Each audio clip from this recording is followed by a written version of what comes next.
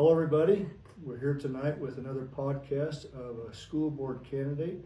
This one is actually unique. We have Emily Peterson here, and she is actually an incumbent. She is currently on the Alpine School Board and is running to be a member of the school, be a member of the new district whose name might be Timpanaogos, it might be something else. That district covers Orem, Vineyard, Linden, and Pleasant Grove. She counts as some of her accomplishments as a current member of the school board that she's an advocate for parents, children, and teachers. She goes out of her way to listen to parents and make sure that she hears their concerns and tries to address them. And she counts it as one of her signature accomplishments that she helped pass a really generous benefits package for teachers to ensure that they are very happy in their employment as teachers in the district. Emily, welcome. Thank you. Glad to have you here. It's good to be here. Well, thank you. And of course, I always want to start these out with candidates by asking that question. Now, you're actually on the school board, so you had to run for office once, and yet here you are doing it again. What has compelled you to re-up and run for re-election? I mean, campaigning is my favorite, so obviously that's why. No, I started running because a few years ago, it's kind of a twofold thing. Kind of around the same time, they tried to move my children's DLI, which is a dual language immersion program. And that's what kind of perked my ears. And I was like, oh, what's going on? And kind of around the same time, my kid's music teacher moved on to other things. And then kind of that whole school ended up in kind of this like turmoil, right? They were gonna move, not gonna move, gonna move, not gonna move. And they lost music.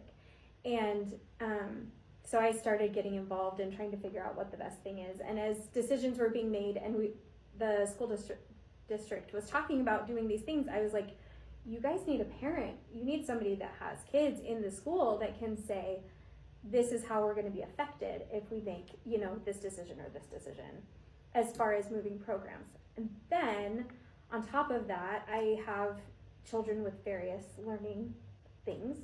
And my one child that is like a creative genius, she didn't have a music teacher. And to me, that was tragic, genuinely, because as somebody that also grew up with learning disabilities, the reason I went to school was for music and art.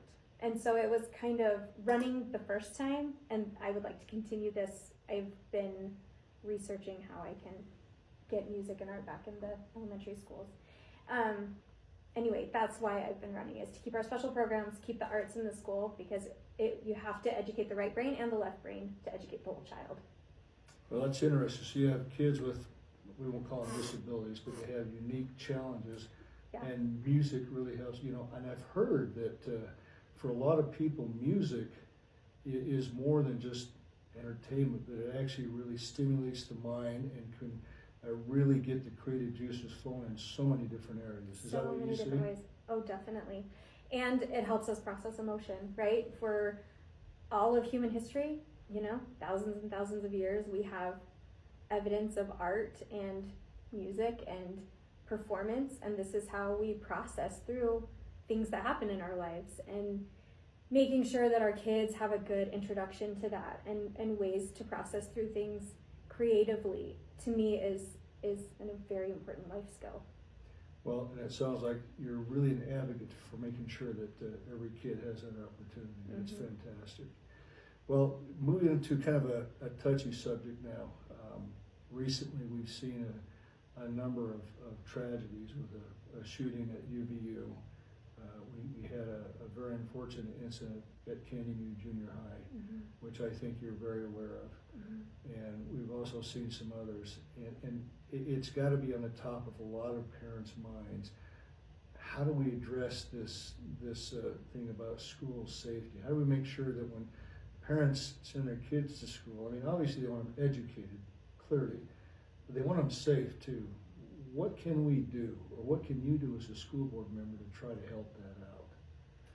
Yeah, and we kind of talked about this before, but this is kind of really raw for me right now. I just got out of a meeting with teachers that are heroes, literally heroes, that were very much affected by this. And one of the things that's really hard for me that I've been wrestling with is we have policies and we have procedures and we have things to keep guns out of schools, and even with all of those things, we've had to make it through. And the first one, thankfully, a kid saw something, said something, and it turned out to be, as good as that type of situation could be. And the second one was tragic. And the only thing I can think of really is that as adults, I feel like we could do better at toning down our rhetoric. And, we tend to go to these extremes of like, people are, fascists or Hitler or whatever, and we keep talking in this extreme language. And of course, our children who are learning about actual Hitler or whatever, and I know I'm being extreme in this, only to prove the point that I feel like we as adults need to tone down the rhetoric and say, it's okay to disagree with somebody, and it's okay if somebody has a different opinion than you. That doesn't make them bad. Sometimes, we want to be moral people and we want to make good choices, and sometimes we have to kind of take the good and bad out of it and say, this person believes this, and you know what? They can believe that, but we believe this, and that's okay. We can believe that, and it's okay that we disagree, and it doesn't ever have to make it to violence. So it sounds like if we could have an open kind of a dialogue where ideas can be vetted and talked about, and people cannot be tried to push into one persuasion or another, but we can have just sort of this open exchange of ideas would help that kind of a situation. Like I said, it's something I've been wrestling with a lot, and it's kind of the only thing I can land on is we have just been through a lot of contention in the last 5 years, and we just need to take a step back and realize that our kids struggle when we struggle, and just, we don't have to be perfect or anything, but just kind of toning it back a little bit and being like, it's okay to disagree. It's okay to be uncomfortable. It's okay to any of these things that we don't like as humans. We don't like to be angry, and we don't like to disagree. It makes us uncomfortable, but it's okay. Like, that's part of the human experience, is to disagree with people. And I cannot say that will solve all the world problems, but that's what I've kind of landed on as I've kind of been wrestling with this very thing. Well, obviously, where you're on the school board and you've had to do that directly, I'm sure that's very personally affected you. Mm-hmm. It sounds like you care very much about getting this right. I really do. Yeah, and bless you for that. Thank you. Well, it's kind of interesting. You're actually not running for a seat in the Alpine School District. You're running for a seat in District X. District X, I like it. I'm an advocate for Orem School District, but I think there's probably 3 or 4 towns that may object. You know what? I think that you might be right. I think talking about rhetoric, it could get extreme. Yeah, I'm entitled to my opinion. You are. You don't have to agree with me.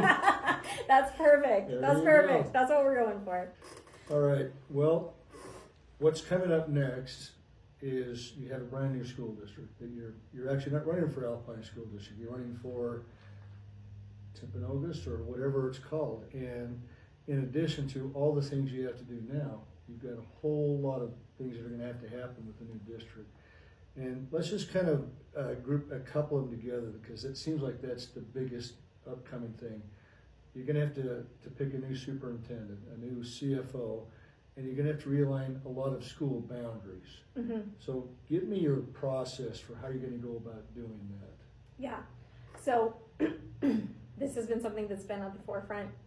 When I ran last year, I didn't actually know for sure that the district was going to split. Mm-hmm. And so this was when I came in, I was like, we got to figure this out, because we've got schools that are, it takes a certain number of kids to have a school that, where you can mix kids up in different classrooms and all of those things. And so as soon as I got on, I started meeting with each of the principals at all of the schools and talking about, what's going on and how can I help and what are some of the challenges. So after meeting with all of them, I had a meeting with our director of operations, and I just said, we have these 8 schools, and the problem is not that, they're half full, they're like 3/4 full and 2/3 full. And it's not like we can just take 2 schools and smush them into one school. It just doesn't work that easily. And so as we were talking, I kind of came up with this concept, like we just need to erase all the boundaries and start over again. And then later I was told that it's called the mother of all boundary changes, a MOAB. But that whole idea started with me doing that research and going back to this meeting and talking through how are we going to do this, because each of the schools, particularly in North Orem, we have an ALL program or a dual language immersion program. ALL is advanced learning, or dual language immersion, or a behavior unit, or an autism classroom. And so it's not as simple as just like, well, we'll just, reboundary everything. It's also, we need to reboundary and figure out what we're doing with the program. Is it going to move to a different school? Are we going to combine two programs in one school? Like, how are we going to solve that as well? And as soon as I saw that it's a puzzle, it's not just like a easy solution. So what I think we need to do, erase all the boundaries. Well, first thing, we need to figure out moving freshmen up and all of the logistics of that. I have principals that are like, it's not if, it's when. And so, and it will help a lot, but it's not like a panacea. We're gonna have to. Now, is that moving freshmen into the high schools? Yes. Okay. Sorry. So moving freshmen into the high school would mean that we have some facilities things we need to manage with that. We need some more PE space of all of the things. So we have some high schools that will need to do that, and we have the room for it. It's not that we can't do it; it's that we need to pay for it, right? So that's where I would start. And then the question is, do we leave 6th grade in the elementary? Do we have, we're going to have buildings. Do we have a building that's 6-7, and then, or 7-8s, or 5-6 and 7? There are a lot of different configurations that we could decide from that point. And then the question is, what do we do at the elementary school level? Do we, reboundary everything for sure, but then what are we going to do with the programs? And so what we need, back to your question about superintendent, is we need a superintendent that can be open-minded and like solve this puzzle with the community. Because if there's anything that me being elected kind of showed us, is that we want our programs and we want the music and the arts in the schools. These are the things that I ran on last year, and I won by quite a bit. And so I think that, thank you. But really, that just speaks to what we value in Orem and what we want in our Orem schools. And so how do we, solve all of those puzzles and keep intact that culture that we really appreciate in Orem of neighborhood schools and keeping a well-rounded education in the programs that we love. Well, it sounds like you've already given it a fair amount of thought, and that's nice that you can hit the ground running. You've already had some experience with moving boundaries around, so at least you have some idea where to start. Definitely, yeah. I'm ready to get to work. Excellent. Yeah. Well, now, and this one I understand you actually have some very definite opinions on. One of Alpine's school board's parting shots, which I think you're aware of, was a pretty substantial tax increase. In fact, it was, I don't know if it was their last school board meeting. Maybe they're still meeting. Are you still meeting as a school board with Alpine? Yeah, we are still in charge of the education of our kids until July of 27. So we'll continue having meetings as usual for, at least another 6 months or so. 27 or 26? 27. 27. Oh, Yeah. So 2 years from now. Yeah. So we have another 2 school years that we are in charge of. Gotcha. Yeah. Okay. So we're gonna still be going. We're gonna still be functioning. We're still gonna be fixing schools and all of the little things that break. And we just redid the turf at some of our schools. Like, we're still up and running. Gotcha. All right. So back to this tax hike. Yes. First of all, since you are an incumbent, how'd you vote on that tax hike? I voted no to the tax hike. All right. And what was the vote, if you don't mind my asking? The vote, it was a 5-2. 5-2. Yeah. So you and one other stalwart person said, no, we don't need to hike taxes. Excellent. All right. So that probably gives some insight into when you're faced with the idea of tax hikes in the new district. I would assume that you're going to be pretty reluctant to raise taxes unless there's a real dire need. Is that fair? How would you characterize it? 100%. And I think that we should learn from what's happened in the last 5 years again. We had a bond on a ballot that didn't pass, and it didn't pass in our area. So I think if we're going to ask for any sort of tax raise, it should go to the ballot. And then if the people say no, then we have a contingency plan. Mhm. And it's going to be in my opinion, it's going to be Orem. We say that we want our small neighborhood schools. This is what it's going to cost. So Mhm. now, are you willing to pay that? If not, then that's fine. We can do other things, but you have to let us, move money around in a way that I don't think that the populace really wants. I don't think that Orem wants us to sell all our schools. I think that we want to keep that property as community schools. I So can name names of people who do not want Orem to sell all that property. I So, can too. Yes. And I think. And I don't want to see that. Well, actually, I live in Orem. I could count myself among those people. Yeah. I've always been of the opinion that, above a certain, or below a certain size, or above a certain size, depending how you look at it, that smaller schools are better for kids, especially in the grade school. Definitely. I govern, I don't know what the word is, but I'm over 8 elementary schools. Mm-hmm. And the ones that struggle are the ones that are either too full or not full enough. Mm-hmm. And then I've got a bunch in the sweet spot and they're doing great. So I see the whole spectrum of it. And so I feel like I'm getting a good handle on it. All right. Now, you're kind of an interesting spot because in the upcoming year, let's assume you get elected, Mm-hmm. you're going to be kind of negotiating with yourself because the new districts are going to negotiate with Alpine to Mm-hmm. divvy up the assets, the transportation, all that kind of stuff. How are you going to approach that? I mean, obviously, I would assume you're going to advocate for the new district, but also you're kind of wearing both hats here. How's that going to work? Yeah, so I think what's good is that because I am on the board right now, I can see what the different areas need or Mhm. don't need. And really a lot of the things, like we're coming out of this pretty good. We've got a lot of property. We have the highest income property tax per student. And so really it's a matter of, West, you need more portables and we want another bus. And those are really the assets that we're going to be dividing in it. As far as land, water rights, all of those things are in code. Mm-hmm. And so it's really things that are not the most expensive parts of running a school district. And so for me, part of it is like, as long as we can keep a good civil atmosphere, then I think that we're going to come out really, really well. I think that if we start trying to go after more, that it could end up being worse for us because right now we're walking away with a lot of property, a lot of tax base, a lot of things that will make us successful. I have no doubt that we're going to have a great and successful school district, no matter how those things pan out. I know that those are things that a lot of people are really concerned with.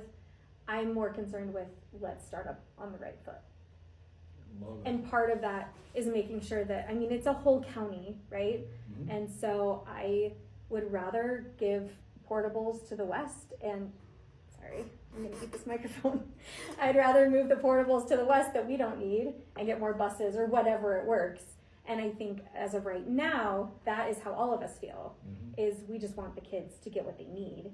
And my only concern with those things is that if it does turn ugly, then it goes to arbitration and we have to pay lawyers. And I don't want to do that. I would rather figure it out as adults. And All right, try to be grown up, try to build relationships, make it work. absolutely. And that's what I've been doing since I've been on the board. I've been doing those exact things, building bridges back and building good relationships around the county so that we can have a good and successful split. We have a lot of people watching us. This has not been done before. This is unprecedented, dividing a school district into 3.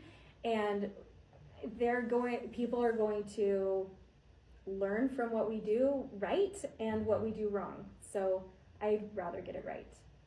Well, one other big aspect to the school split, and Mhm. the district split, is obviously Dan Peterson, the special ed school, does Yes. not sit in the new district. Correct. And as I understand it, we've got quite a number of kids from Orem going to Dan Peterson.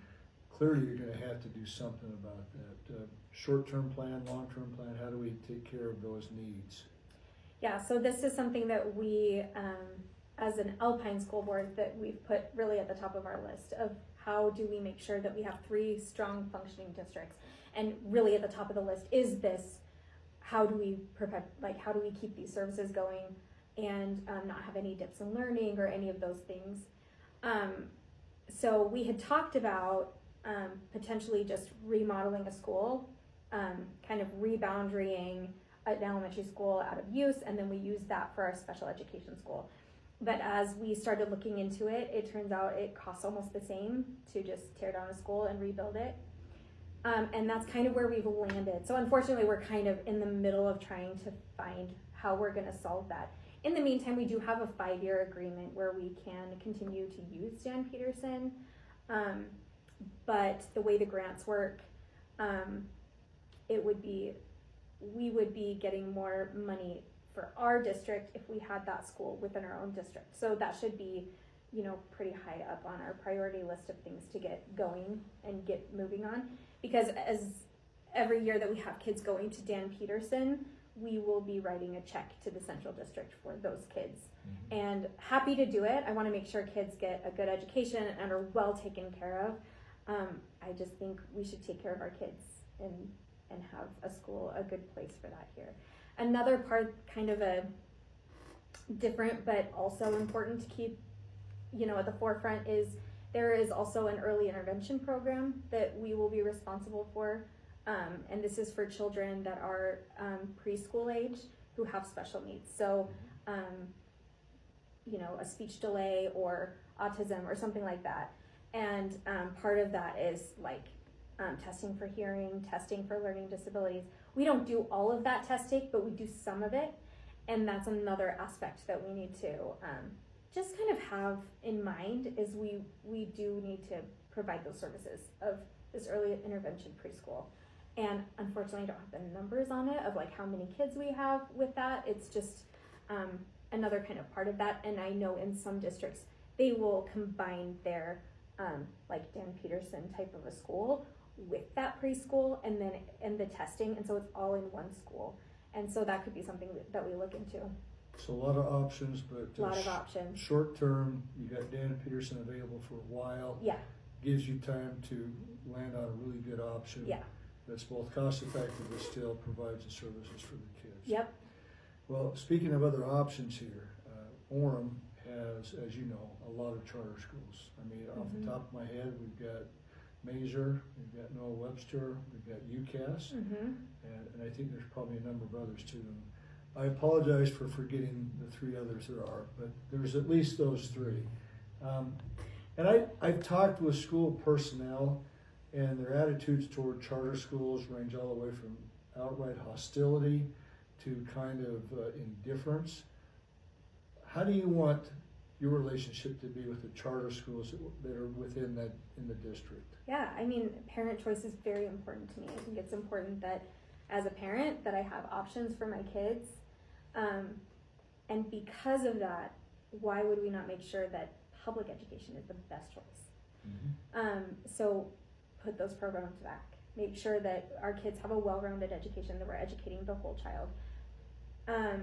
But I have a lot of friends with kids in charter schools. I think that parents should have a wide variety of choices. I have tried to dig into the numbers and figure out how many kids we have in charter schools. See, especially with, this is kind of going back to reboundarying and all of that. But what we have in Orem now is a built-out population pretty much. So what we're gonna have to look into is what does a cycling population look like in the schools? Right now we're looking at lower numbers, even including charter schools and those other schools. They are also less enrolled, and that's just part of a cycle of a population.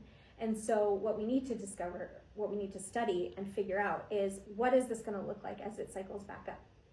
So how do we make sure that as we're reboundarying, or as we're working with charter schools and private schools and all of this, that we keep enough space in our schools? Because we don't want to close too many schools and then all of a sudden all of our kids are in portables or whatever, because we, closed all our schools and now we've got a growing population. So it kind of goes back to, we need to make sure that we're looking at good numbers. But yeah, I don't quite understand as well as some other people how the relationship between the school district and the charter schools work. But like I said, I think parent choice is really important. So let's make public education the best choice. I grew up in a school district where the private school and the public school were like right on par. And I think we can do that here too. Well, I can say, having served briefly as a board member of Noah Webster, as far as I could tell, the Alpine School Board didn't know we existed. I think they did, but they kind of didn't. We never talked to them, they never talked to us, and so I would just suggest at a minimum say, hey, listen, roll this together. Let's at least talk to each other. Yeah, that sounds great. Yeah. And the other thing I would say, I've asked this of other candidates, I'll ask it of you. I think I know the answer, but a parent comes to you and says, my kid has really got a mind for science and engineering, for the STEM. Would you dare recommend UCAS to them, saying that might be your best option right now? I'm going to be fully honest. Yeah, do. I don't know very much about UCAS. UCAS, Utah College of Applied Sciences. It's a charter school down by UVU, and that's what they do is STEM education. I do know what UCAS is. Oh my goodness. Okay. Just had to jog your memory a little bit. Yes. Yeah. Yes, exactly. Yeah, I mean, if See, that's... we're remedying the problem right here, right now, where school board members aren't aware of charter schools. We're helping that I out. know, I'm right thinking here. education. I appreciate it. I think that sounds great. If that is the avenue that would be good for them. I don't know a ton about UCAS, so I can't be like, yes, 100%, but if that is what it's for and that child is excelling, same with there's a performing arts school in Orem, I would absolutely send a child there if that was the better place for them. So I think kids should go where they're going to thrive. All right, well, it sounds like you like charter schools, you like parental choice, and you just really want the best for all of your students, and that's fantastic. One of the things that happened recently is the legislature passed a bill to essentially ban cell phones from use in schools. Yeah. Was that a good thing or a bad thing?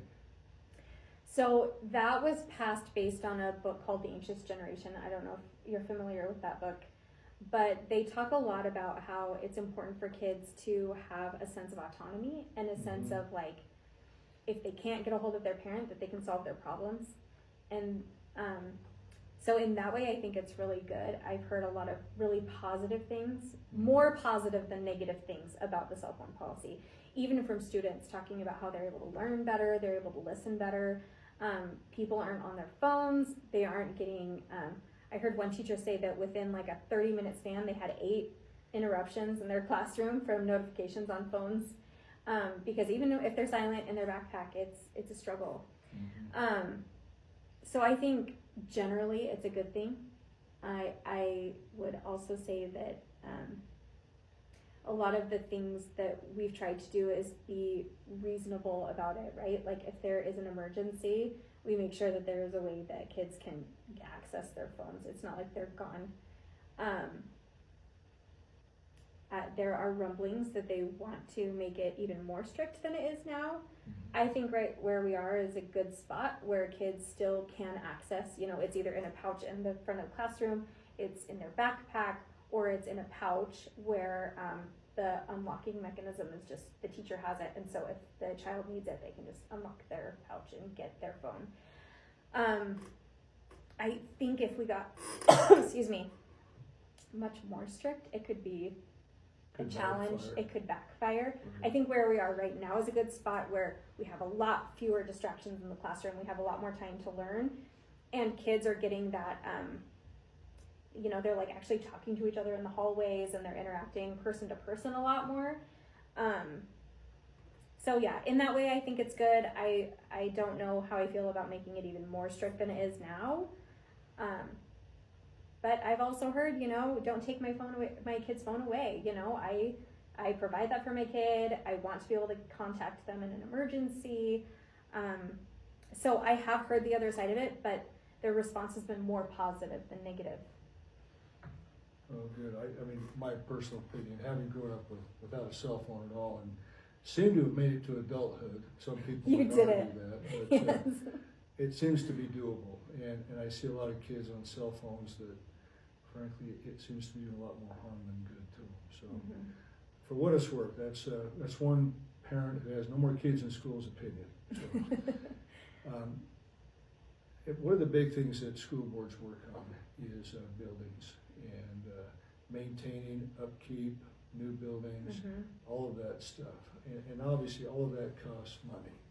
And all that money ultimately comes from taxpayers, for the most part, grants and so forth, but mostly from taxpayers. Yes. What's your approach going to be? I mean, obviously you have to keep buildings up to snuff. You got to have places for kids to go to school, but they don't need to go to Taj Mahal. So how's your approach? Yeah, so this would be something where, going back to the conversation about bonding, that I think that I would like to leave it up to taxpayers.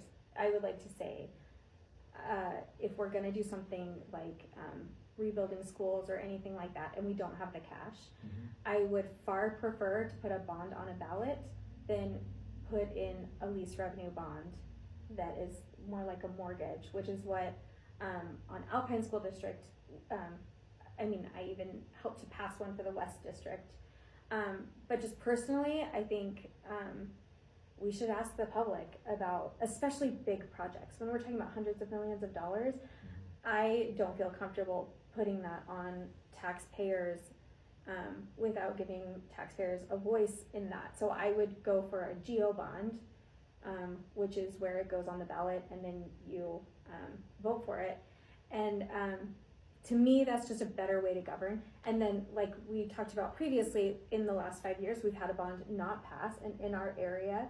So we have a contingency. We say, we can either, pin up the school for cheaper, which I don't actually know if that's possible, but there are some that might be possible.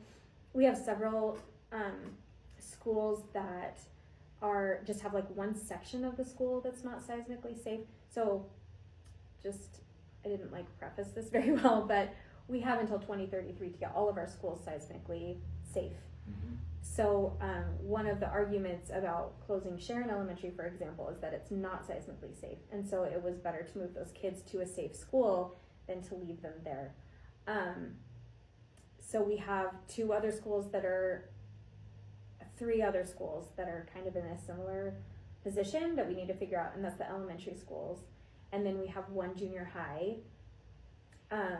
Anyway, but all of that to say that what I would like to see is we have plan A is the bond. Plan B is the bond doesn't pass, what are we gonna do then?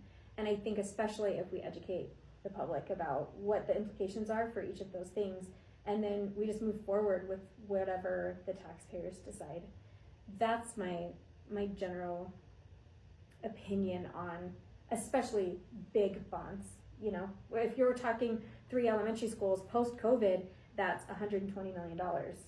That's a big ticket item to just say, this is what's best for kids and I'm just gonna do that because I can.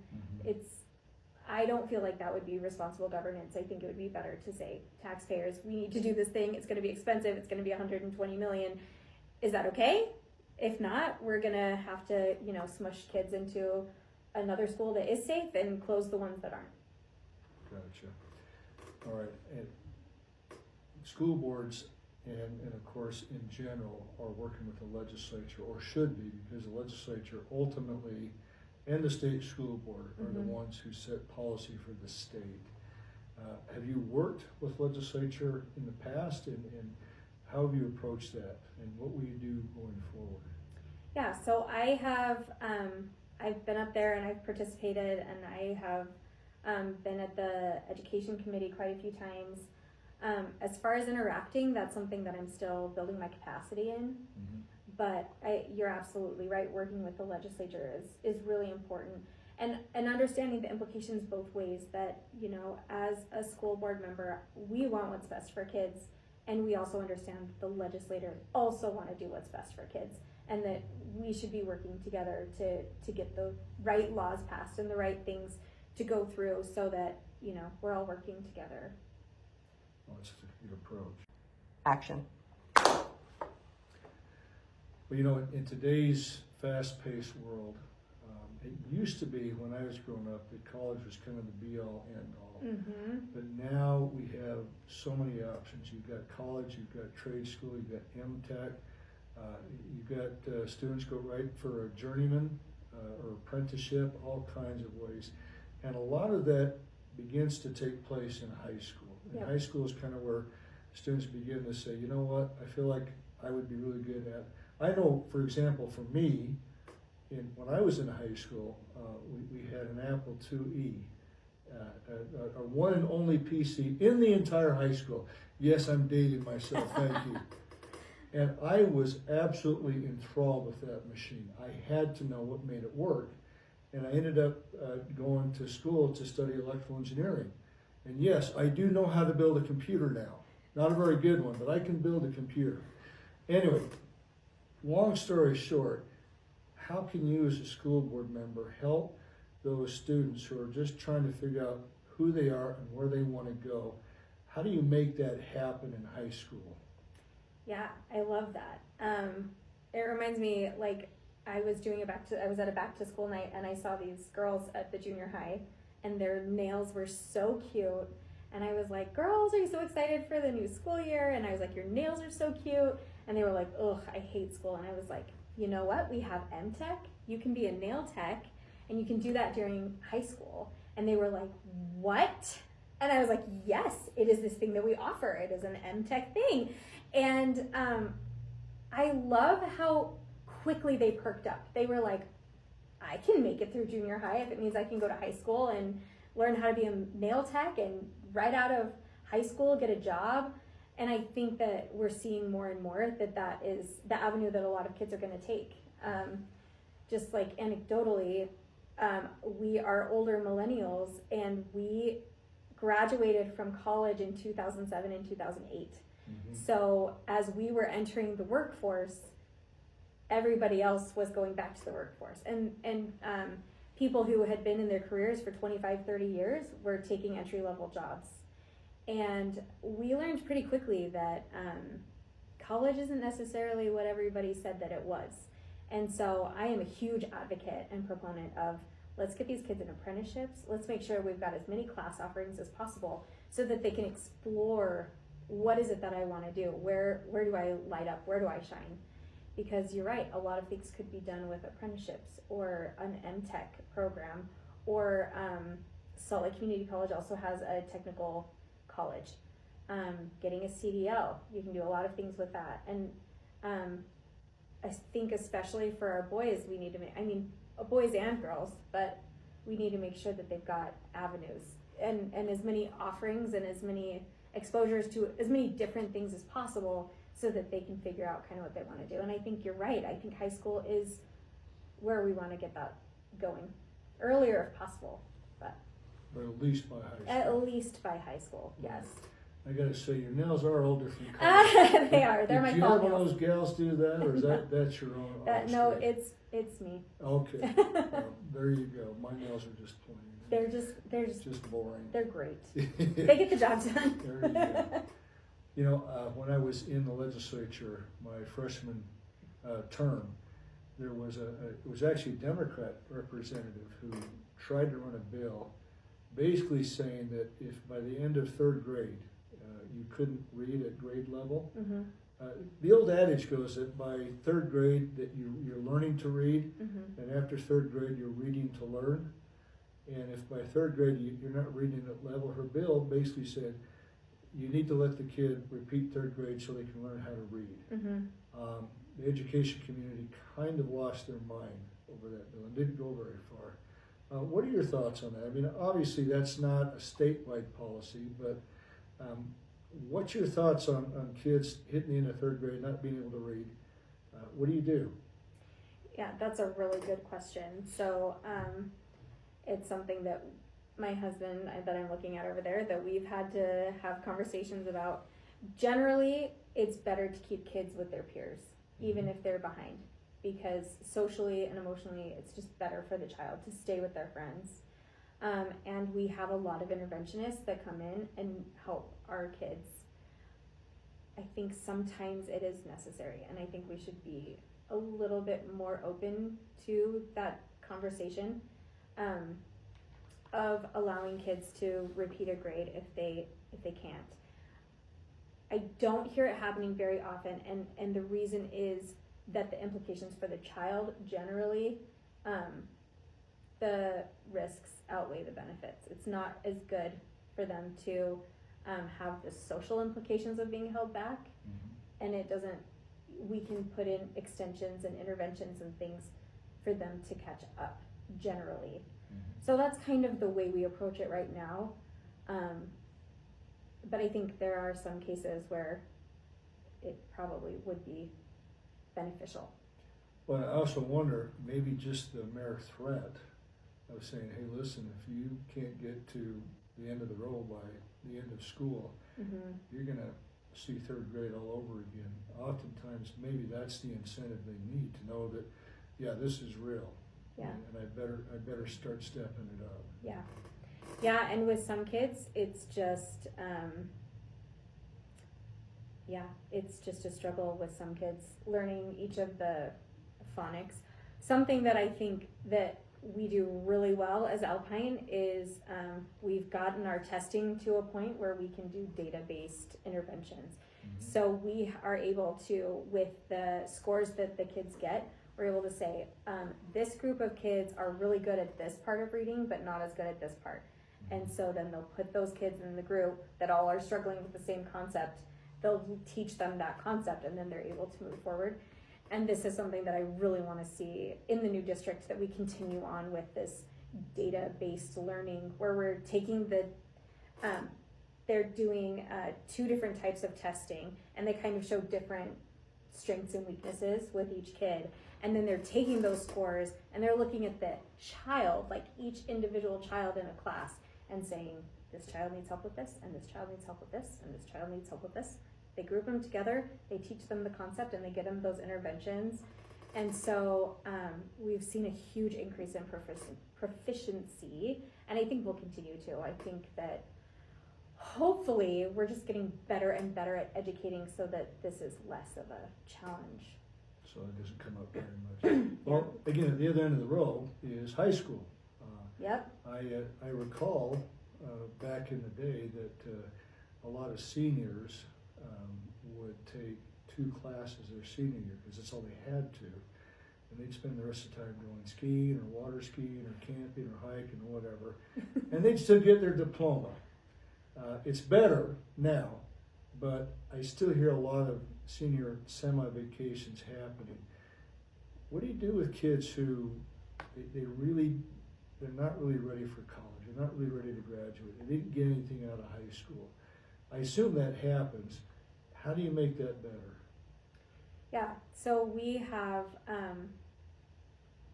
some really great, once again, intervention teams that try to work with kids that are struggling to finish high school.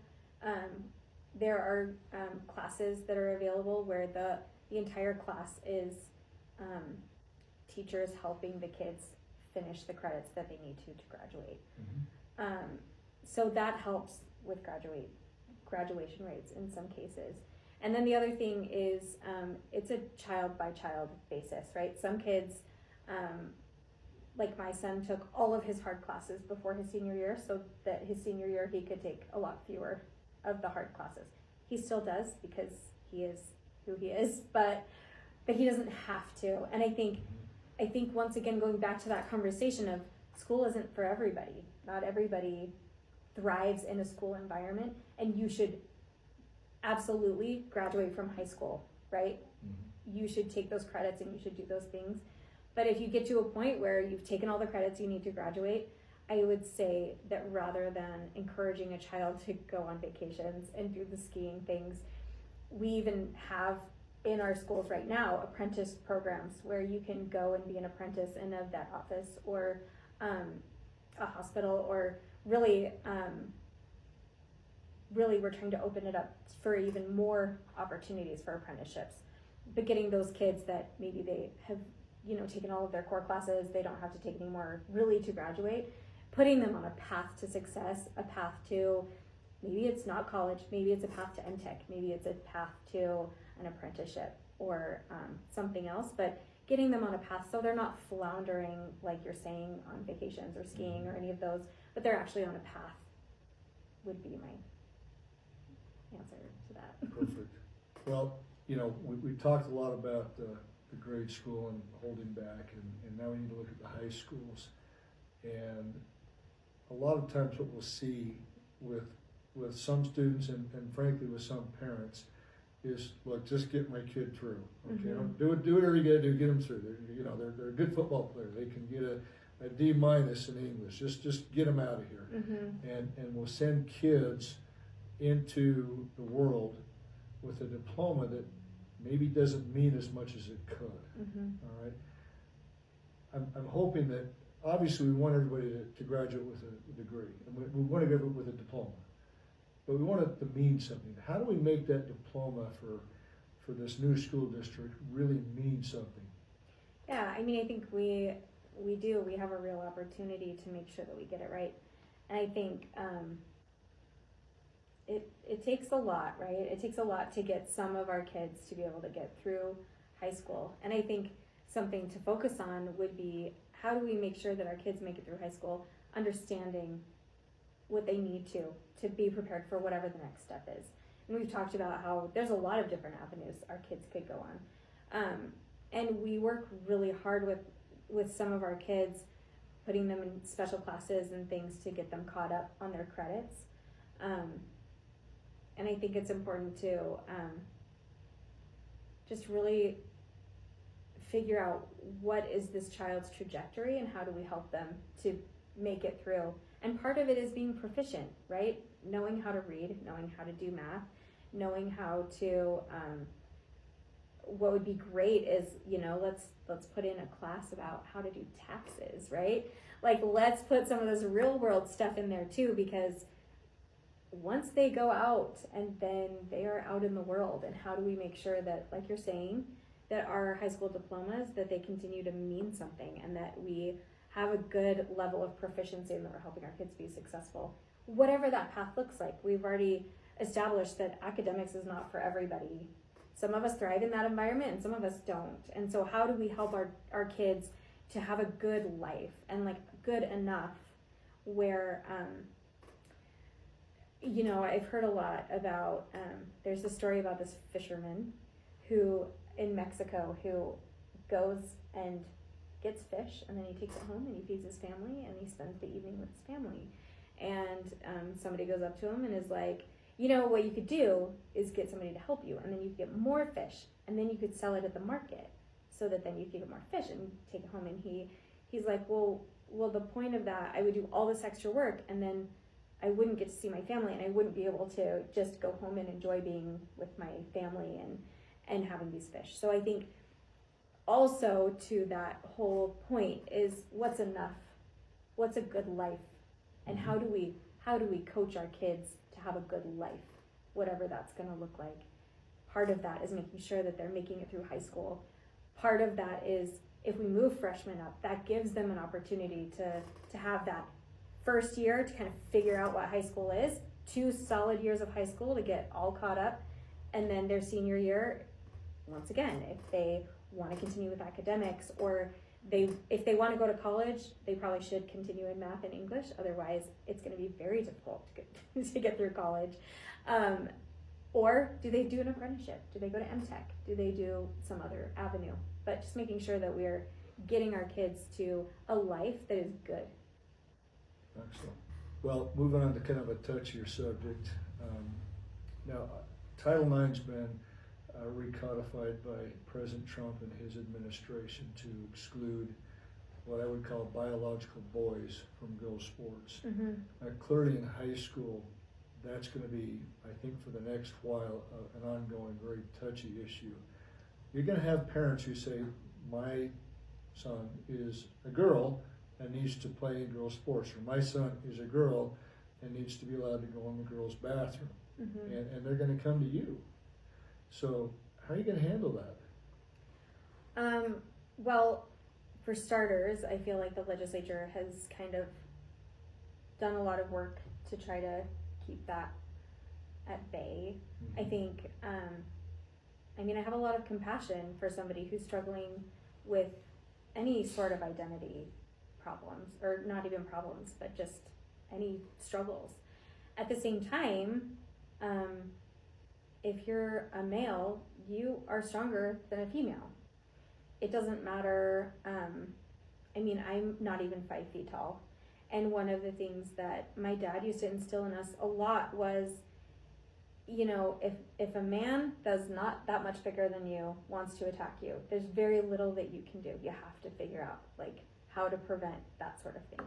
So I know I'm going to an extreme here, but just to say that there are biological differences, and we need to honor the girls. We need to honor women. We need to not let our spaces be taken over by boys. And that's not to say that I don't have compassion or that I want for anybody to feel uncomfortable or any of those things, but we need to protect women. And it's a very interesting world that we live in, that we worked so hard as women to go from the entire prohibition movement was started because women were tired of their husbands getting drunk and beating them. And so that's kind of the beginning of this whole feminist first wave movement was, I can't live like this anymore. And so preachers and these women would start this prohibition. And we worked through that. We've gotten to be able to vote. We've been able to split sports into men's and women's so that women had a chance to compete. And it's interesting to be in a time where we want to go backwards and try to compete with boys again. Let's just keep women's sports for women. I think maybe we make another category or something. I don't know. I don't want to seem heartless in the whole thing, but we need to continue to protect women and girls and not go backwards. You're here. Well, and of course another thing that's happening in schools now, back in the day, it used to be called the Gay Straight Alliance Club. Mm-hmm. Now I guess there's a new club called the Gender Sexuality Alliance Clubs, GSA. I haven't heard of it myself. Is that a thing in Alpine in the new district, or is that just something that may happen? Do you want that, or will you allow that to happen, or what's going to be the approach if somebody attempts to set one of those up in the new district? I am not familiar with those clubs. Which means they're not happening right now. I don't believe so. At least not formally. Right. So here's kind of my thing is I do not want children to be bullied for any reason. Mm-hmm. I don't care which direction you go, whether you're gay, straight, what you look like. Children should be at school and be safe. Mm-hmm. And honestly, I'm open to people doing what they want to do to feel safe. At the same time, I think it's flirting a line, right? When you're talking about sex with kids, mm-hmm. and you're talking about these very adult topics with minors, I think it puts you in a very precarious situation as an adult. And so I would be uncomfortable as an adult in a club like that, because at the end of the day, you are talking to children about sex, and that's inappropriate. So I apologize, I don't know very much about these clubs, and I don't know what's happening or not happening, but I think making sure kids feel safe is important, but also making sure kids are not being bullied for being straight, or teachers are not being pestered to, if they don't have a pride flag, that they are bad people. Mm-hmm. I think this has the opportunity to go either direction, and I think it's important to also remember that if we try to take something away from somebody we disagree with, then that gives them permission to take something away that we agree with. And so in some ways I'm a little bit more libertarian, right? Where if, let's say I wanted I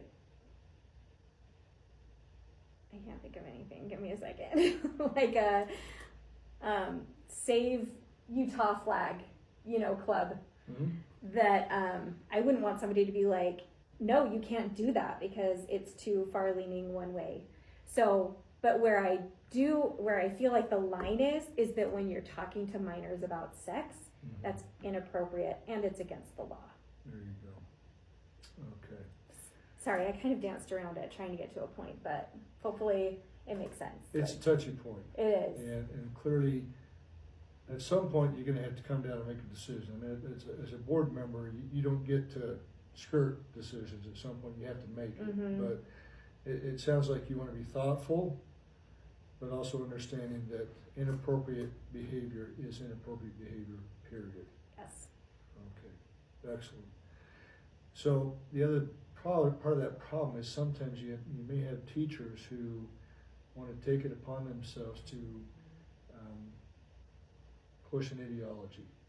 And it could be far left or far right. I mean, obviously, if it's mainstream, that's okay. But if it's far left or far right, how do you handle that? Have you had to deal with any teachers like that in your tenure? Or? No, so we have very strict policies, and Utah has very strict laws about what can and can't be discussed in classrooms.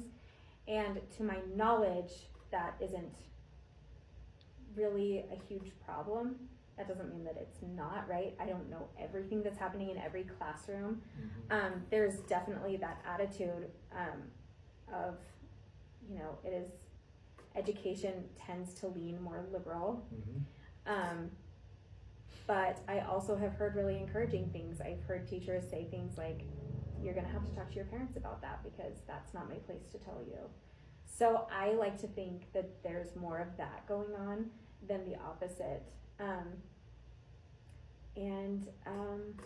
I think as we educate our kids and also our staff on what is and isn't appropriate, we are getting better at not crossing those boundaries. At least that's been my experience in my little short time. All right, so you didn't have to deal with much, which is great, and hopefully that's not going to be something you have to do a lot of coming up. Yeah, we have really good staff. I can't say 100% of all the teachers are perfect and nobody is doing any of that, but I would say in general, our teachers are very respectful, understanding that our students are coming from most likely a household with a certain set of values that they're not trying to kind of shove something else down our kids' throats for the most part.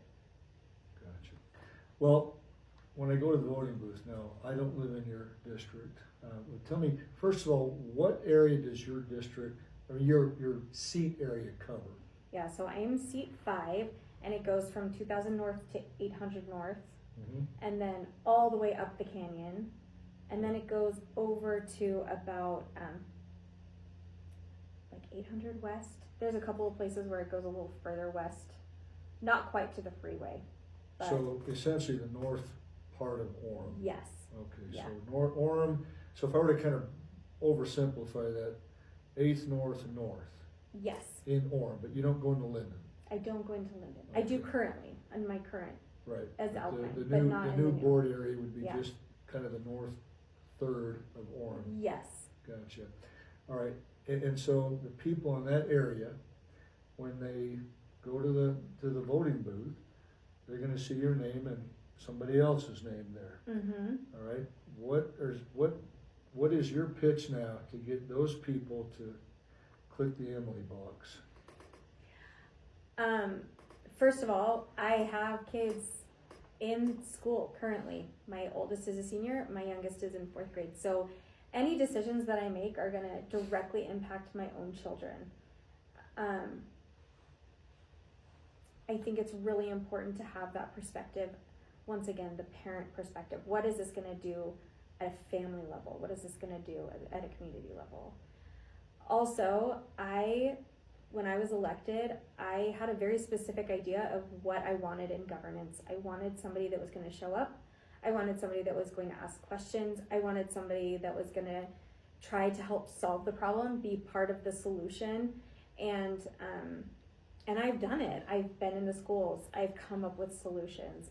We're ready to get to work. And it's because I've been studying this all year. How are we going to be successful? And I've done it. I say that I'm fiscally conservative, and I live it. I voted no to the tax increase because I thought that's something for a future board to really figure out what we're gonna do financially. And I've been in it, right? I talk to my principals and I talk to my parents and I talk to, the parents of the kids. I spend as much time in the schools as is even possible with also being a mom and doing everything else that I do. And last year I was so honored to win my election last year, and it was because we wanted a different type of governance. We didn't want a top-down. We wanted somebody that was going to be in the community and be a voice for the community, and that's what I've done. And I've worked really hard to make sure that parents feel heard, principals feel heard, teachers feel heard, and also everybody at the top feels heard. Because sometimes the answer has to be no, but I'm never going to tell you that I know better than you, and I'll not explain to you why we get to that no answer. And I felt like previously, I felt like that wasn't being done. That I was being told that I could never understand funding, or I could never understand why somebody would come up with a scenario where what I was saying was good or bad or whatever. And I've never done that to somebody. I will always explain why something is the way it is, even if I know it's going to make you mad. I have advocated in spaces that were very uncomfortable, where I knew that the answer was going to be no. The people in the room were going to say, you're crazy. But I still advocated and I still spoke up. And I commit to continue to do that so that we can have good people in our schools and parents can feel heard. And nobody feels like I'm just going to brush them aside and not take them seriously. Excellent. Well, you got a phone number? People can call you and ask you more questions? I do. Go ahead. But it's on my flyer. Oh, there you go. I don't have that one memorized. All right. Okay. Okay. So the number is 801-341-9451. And hopefully you'll be getting one of these on your door. And I am always accessible. You can text me, you can call me, you can email me. There's a website? There's a website, Emily for School Board, emilyforschoolboard.com. I'm Emily for Timpanaogos on Facebook, and I respond to everything. So please reach out. Let me know what questions you have, what you want to know. Well, thank you for this evening. Yeah. It's been Thank good you. to get to know you. Yeah. And best of luck. Thank you.